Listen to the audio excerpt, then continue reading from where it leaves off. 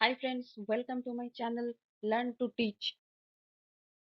I am Momita पाल। आज इस video में हम डिस्कस करने वाले हैं टीचिंग एप्टीट्यूड के 10 most important questions specially for NVS.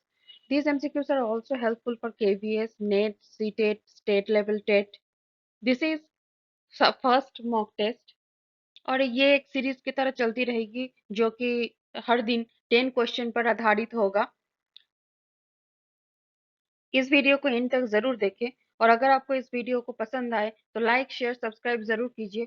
चलिए लेट्स स्टार्ट वन से. आज का क्वेश्चन नंबर 1 है when a normal student behaves in an erratic manner in the class you would.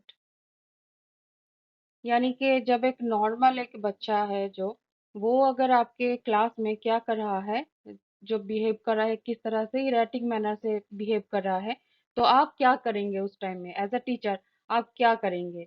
तो your options are A, you pull up the student then and there. आप उस student को तभी उठा के बाहर निकाल देंगे. And option B, talk to the student after the class. After the class आप वो स्टूडेंट से बात करेंगे, जानना चाहेंगे कि क्या हुआ था, किस रीजन से वो इस तरह का बिहेव कर रहा था. Option C, ask the student to leave the class. आप उस स्टूडेंट को तभी बोलेंगे कि इमीडिएट वो आपके क्लास से बाहर निकल जाएं. और option D, ignore the student. नहीं तो आप उस स्टूडेंट को इग्नोर करेंगे. तो एज अ टीचर ये जो चार ऑप्शन है, ये चारों ऑप्शन में से एज अ टीचर आप क्या करेंगे, कौन सा आपका अप्रोप्रिएट व्यवहार होना चाहिए? तो आप अपने कमेंट सेक्शन में जरूर बताइए ये करेक्ट आंसर क्या है. और इसमें यहाँ पे हम बता देते हैं कि यहाँ का करेक्ट ऑप्शन क्या है. यहाँ पे करेक्ट ऑप्शन है option B, talk to the student after the class.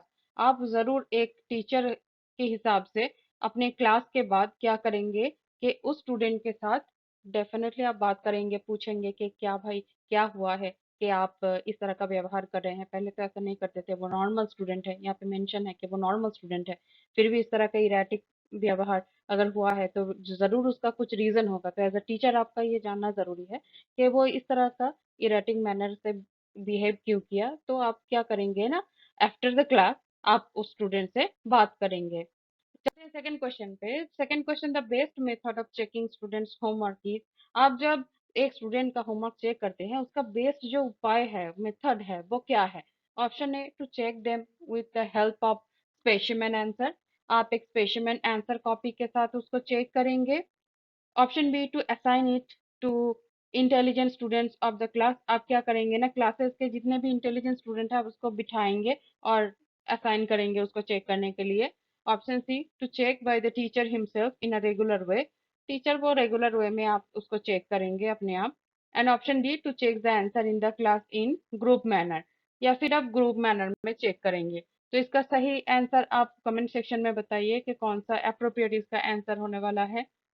तो हम देख लेते हैं यहाँ पे जो करेक्ट आंसर है वो है option C, to check by the teacher himself in a regular way. आप क्या करेंगे ना, रेगुलर वे बेसिस में वो होमवर्क को आप चेक करेंगे. तो चलिए चलते हैं question number 3. A teachers most important challenge is. एक टीचर का जो सबसे इम्पोर्टेंट जो चैलेंज होता है, जो चुनौती होता है, वो क्या होता है? Your option are, option A, to prepare the question paper. Option B, to make students do their homework. Option C, to maintain discipline in the classroom. And option D, to make teaching learning process enjoyable. यानी कि option A, to prepare the question paper. जो question paper preparation करते हैं teacher, वो सबसे challenging होता है. या फिर option B, to make students to do their homework. जो स्टूडेंट्स का जो होमवर्क करवाना होता है वो चैलेंजिंग होता है. या फिर maintain discipline in the classroom, classroom का डिसिप्लिन मेंटेन करवाना वो चैलेंजिंग होता है. या फिर to make teaching learning process enjoyable. जो टीचिंग लर्निंग प्रोसेस है जो इन बिटवीन टीचर और स्टूडेंट्स के बीच में होता है क्लासरूम में, वो उसको सबसे जो इंजॉयबल बनाना, जो जॉयफुल बनाना, वो बनाना क्या चैलेंजिंग होता है.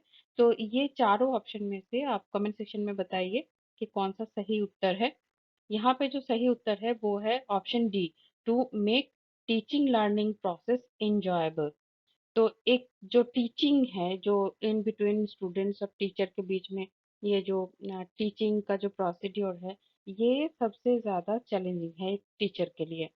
सो go to the next question. Question number 4. The most important task in teaching is option A, directing pupils in development of experiences. Option B, making and hearing recitations. Option C, scoring test papers and giving out grades. And option D, making monthly reports and keeping records.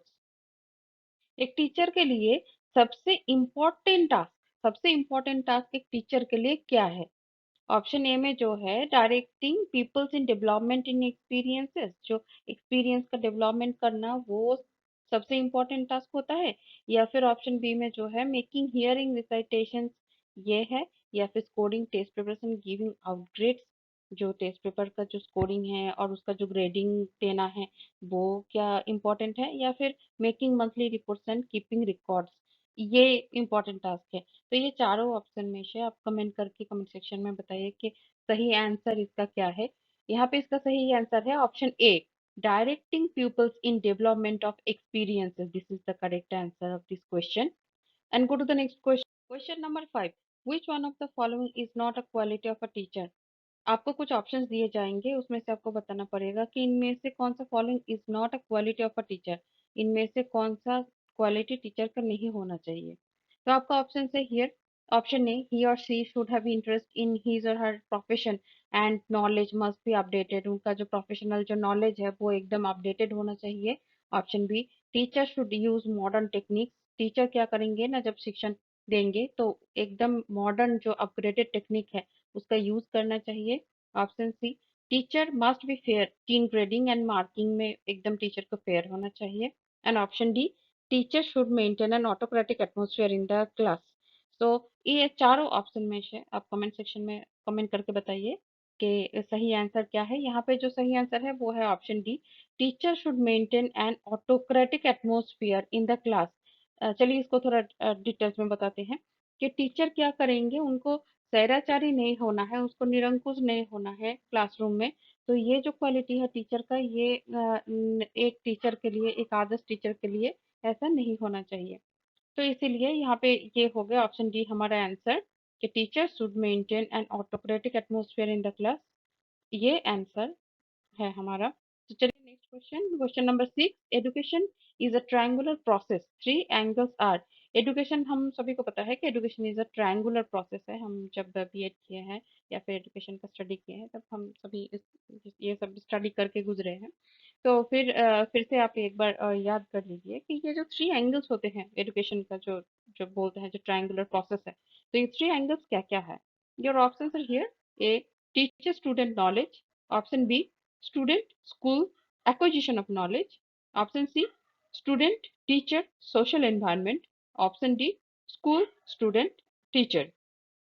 सो ये चारों में से आप comment section में comment करके बताइए कि सही आंसर कौन सा है। यहाँ पे जो सही आंसर है वो है option C, student teacher in social environment. Option C is the correct answer. Go to the next question, question number 7. The basis of basic education is psychological because in this system, जो education का जो basic education का जो basis है वो psychological, because in this system your option sir A, handicrafts are given preference, B, students are given preference over the subjects to be taught. Option C, education is given about sciences. And option D, the basis of education is economic. So ये चारों option में से आप comment करके बताइए कि सही answer कौन सा है। यहाँ पे जो सही आंसर है वो है option B, students are given preference over the subject to be taught. यहाँ पे क्या होता है ना, स्टूडेंट्स को जो प्रेफरेंस सब्जेक्ट दिया जाता है वो स्टूडेंट्स के प्रेफरेंस के ऊपर डिपेंड करता है।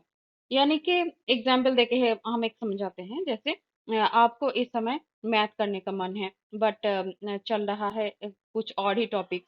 तो क्या है ना, जो हम क्लास का जो रूटीन बनाते हैं वो किस हिसाब से बनाया जाता है कि according to student preference. So let's go to the next question. Question number 8. Your opinion about the male teacher and female teacher is that, आपका जो ओपिनियन है female teacher and male teacher के ऊपर वो क्या है? A, both are backbone of the school. Option B, both are backbone of the society. Option C, both are the backbone of the education. And option D, is both are the backbone of the entire human race. सो ये चारों option में से जो एकदम आपको सही लगता है, चारों ऑप्शन ही सही है, बट इसमें से जो सबसे ज्यादा इम्पोर्टेंट है कि ये अकॉर्डिंग टू योर ओपिनियन जो होना चाहिए एक male teacher and female teacher के लिए, तो वो क्या है, वो आप कमेंट करके बताइए। यहाँ पे जो करेक्ट आंसर है वो क्या है, option D, both are the backbone of the entire human race. This is the correct answer. So go to the next question. Question number 9. In order to bring the students of backward class at par with other students, what will you do? अगर आपको backward students को other students के साथ पढ़ाना हो तो आप क्या करेंगे, what will you do? So आपका ऑप्शन है, option A reservation for backward class, आप क्या करेंगे, ये रिजर्वेशन कर देंगे बैकवर्ड क्लास का। नेक्स्ट है option B reform in the educational system, आप एजुकेशनल का जो सिस्टम है उसको आप रिफॉर्म करेंगे। Option C by giving more aid to the students of backward classes, आप क्या करेंगे जब बैकवर्ड क्लास में पढ़ाएंगे तो क्या करेंगे, ज्यादा से ज्यादा आप टीचिंग एड का यूज करेंगे। And option D is none of the. So आप कमेंट करके बताइए कमेंट सेक्शन में कि करेक्ट आंसर कौन सा है। यहाँ पे जो करेक्ट आंसर है वो है option C, by giving more aid to the students of backward class, आप इस तरीके से पढ़ाएंगे कि ताकि वो ज्यादा अच्छी तरह से वो टॉपिक को समझ सके using different kind of educational teaching aids. So तभी जाके क्या करेंगे ना, ये जो बैकवर्ड क्लास का जो स्टूडेंट्स है वो अदर स्टूडेंट्स के साथ आप एडजस्ट करके पढ़ा सकते हैं उनको। So go to the next question and the last question of this test series. Question number 10। If a beggar ask for alms from you, you will, अगर कोई क्या होता है जो भिखारी होता है जो भिक्षुक होते हैं वो अगर आपसे भिक्षा चाहते हैं तो आप क्या करेंगे as a teacher? Option sir A tell him to ask for the same from some other person, आप उसको क्या बोलेंगे कि किसी और से भाई मांग लो, तो ऐसा बोल देंगे उसको आप। Option B give him alms if you have the change, आप उसको दे देंगे भिक्षा अगर आपके पास चेंज है तो। Option C advise the beggar not to ask for alms as this is crime according to the law, and option D make an excuse that you do not have change। तो as a teacher के हिसाब से आप ये चारों option में से कौन सा चूज करेंगे और कौन सा करेक्ट आंसर होगा, ये आप कमेंट करके बताइए कमेंट सेक्शन में। यहाँ पे जो आंसर है वो है क्या, ऑप्शन सी, आप उसको एडवाइस करेंगे कि जो बेगिंग है ये एक्चुअली इलीगल है बट हमारे देश में इतना माना नहीं जाता है, बहुत सारे भिखारी ऐसे हर जगह में अवेलेबल है। तो आप क्या करेंगे ना, उस बेगर को तो समझाएंगे या फिर बोलेंगे कि इस तरह से जो भिक्षा करना है वो इलीगल है, वो अकॉर्डिंग टू लॉ वो क्राइम है। तो इस तरह से आप समझाएंगे as a teacher.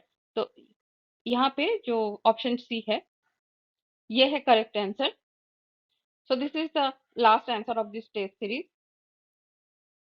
So dream don't work unless you do, so work hard, all the best, and don't stop, never stop until you reach to your goal। so all the best students। अगर आप इस channel को अभी तक subscribe नहीं किए हैं तो जरूर सब्सक्राइब कर लीजिए, कमेंट कीजिए, शेयर कीजिए, लाइक जरूर कीजिए। ओके, मिलते हैं एक नेक्स्ट टेस्ट सीरीज के साथ।